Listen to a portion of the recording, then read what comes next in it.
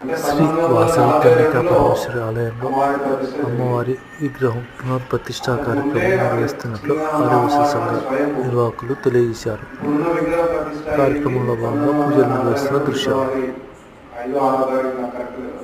ఫిబ్రవరి 1982 సంవత్సరాల తర్వాత ఆ అమ్మవారి ఆశీర్వాదంతో మనం మళ్ళీ అమ్మవారికి ఈరోజు శిఖరం నిర్మించుకొని ప్రతిష్ఠ చేసే భాగ్యం మనందరికీ కలిగింది.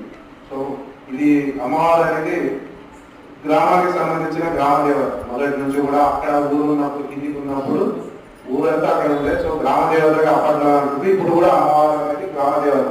సో ప్రతి సభ్యులు, గ్రామానికి సంబంధించిన ప్రతి సభ్యులు కూడా అమ్మవారికి దర్శనం చేసుకొని అందరూ అమ్మవారి ఆశీస్సులు పొందాలని ఈ 8వ తారీఖు నాడు అమ్మవారి కలశ ఊరేగింపు ఉంటుంది. రాఘవేంద్ర స్వామి గుడి కాడ నుంచి అమ్మవారి గుడి వరకు. అంటే కలశంలో మహిళలు, మాతలు పెద్ద ఎత్తున వచ్చి అమ్మవారి కలశాలకు స్వాగతం పలుకుతూ దాన్ని అవన్నీ ఆడుతూ తీసుకెళ్ళి ఆ రోజు భోజనాల కార్యక్రమం ఉంటుంది. 9వ రోజు హోమాల వైనం ఉంటుంది. 10వ తారీఖు ధ్వజస్తంభ ప్రతిష్ట, తర్వాత అన్నప్రసాదం కూడా ఉంటుంది.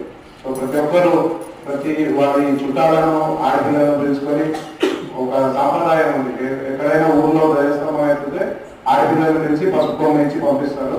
సో ఆ విధంగా మన దగ్గర బంధువులను, ఆడపిల్లలను అందరిని పిలుచుకొని ఆ కార్యక్రమం చేసుకోవాల్సిందిగా అందరినీ పేరు పేరున కోరడమైంది.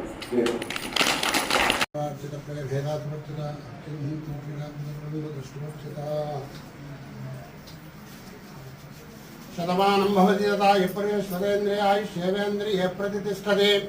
ధనం ధాన్యం వశం వశుపుత్ర లాభం శతం పుత్రం శతం దీర్ఘమాయు.